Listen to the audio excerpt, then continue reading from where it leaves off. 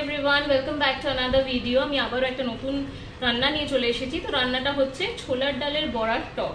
তো চলুন আমরা দেখে নেব রান্নাটা কিভাবে হচ্ছে। তার আগে সবাইকে জানাই হ্যাপি গণেশ চতুর্থী। তো চলুন আমরা রান্নাটা দেখে নিই। ছোলার ডালের বড়ার টক বানাতে প্রথমেই আমাদের লাগছে ছোলার ডাল। এখানে আমি বড় চামচের 3 চামচ ছোলার ডাল নিয়ে নিয়েছি। জলে ভিজিয়ে রেখেছি ভালো করে ধুয়ে।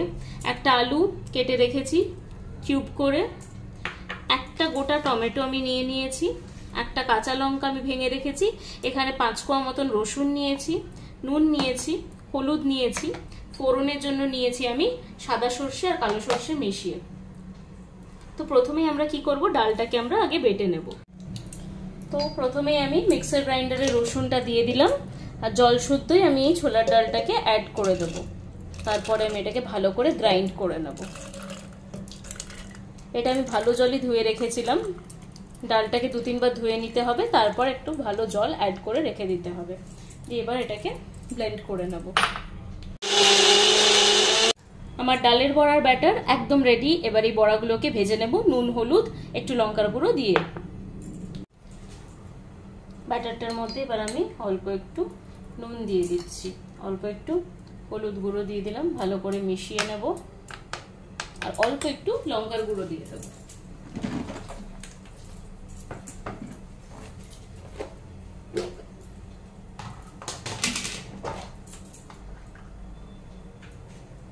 একদম সামান্য লঙ্কার গুঁড়ো দিয়ে দেবো।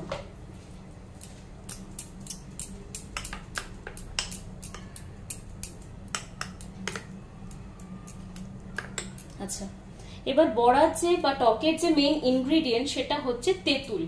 তেঁতুলের জন্য তেঁতুল আপনারা যতটা অ্যামাউন্ট, যেরকম যতটা অ্যামাউন্টের টকটা বানাবেন, খুব বেশি হলে মানে অনেক জনের 3-4 জনের রান্নার হলে এতটা অ্যামাউন্টের তেঁতুল নেবেন।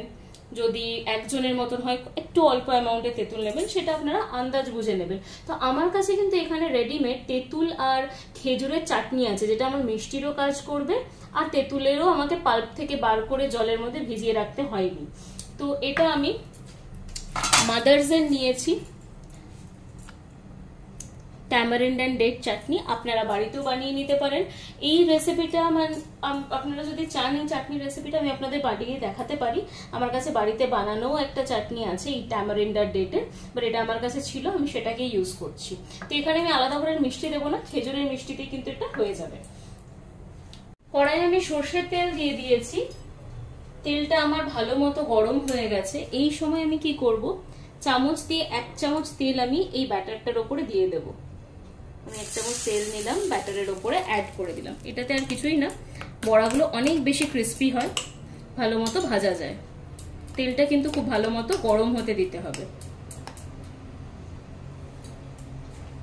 এবার ঠিক যেরকম ভাবে বড়াগুলো ছাড়ে সেভাবে আমি ছেড়ে দেবো।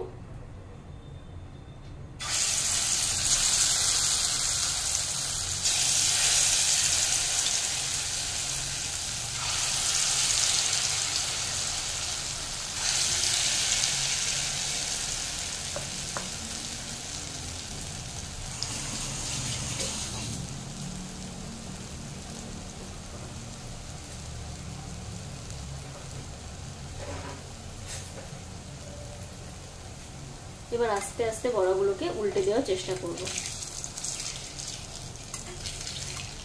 এখানে কিন্তু আপনারা চাইলে একটু সোডা দিতে পারেন, বাট আমি কিন্তু এগুলো ইউজ করিনি।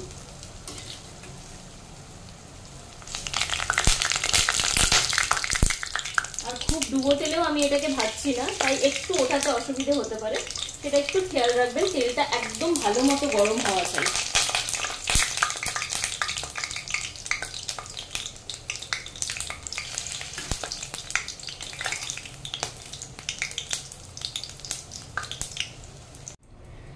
তো বড়াগুলো আমি সব ভেজে তুলে নিয়েছি। এবার একই কড়াইতে আমি ফোড়ন দিয়ে দেবো।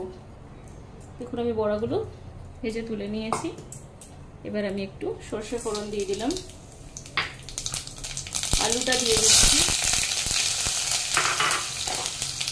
এই সময় আমি কাঁচা লঙ্কাটাও দিয়ে দিলাম, ভালো করে ফ্রাই করে নেব। এটা একটু ভাজা ভাজা হয়ে গেলে আমি দিয়ে দেবো হচ্ছে টমেটোটা। এই সময়ই আমি নুনটাও দিয়ে দিচ্ছি। একেবারে টকের মতনই আমি নুনটা দিয়ে দিচ্ছি। হলুদটাও আমি অ্যাড করে দিলাম। এটা ভালো মতো এবার ফ্রাই হয়ে যায়। আলুটা ফ্রাই হয়ে গেছে, এবার আমি টমেটোটা দিয়ে দিচ্ছি। টমেটোটা দেওয়ার পরে আমি এই চাটনিটাও দিয়ে দেবো তেঁতুলের, যেটা আমার কাছে ছিল, আর বেশ খানিকটা জল দিয়ে দেবো আমি।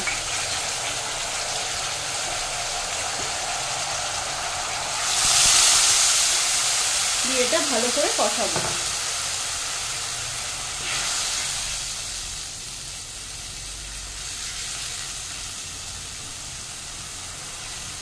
যতক্ষণ এই টমেটোটা পুরো গলে যাচ্ছে ততক্ষণ অবধি আমি এটাকে ভালো মতো বেশ খানিকটা কষিয়ে নেব।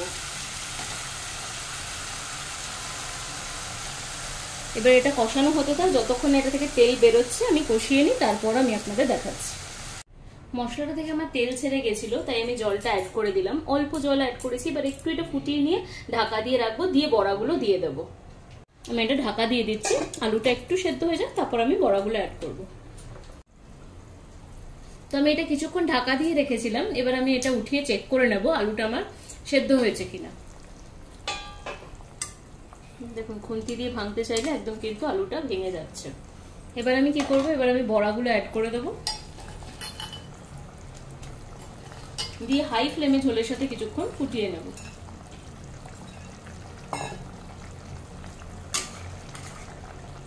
এবার কিন্তু আমি গ্যাসের ফ্লেমটা বাড়িয়ে দিয়েছি। যখন আমি আলুটা সেদ্ধ হওয়ার জন্য ঢাকা দিয়ে দিয়েছিলাম তখন কিন্তু আমি গ্যাসের ফ্লেমটা একদম লো রেখেছিলাম।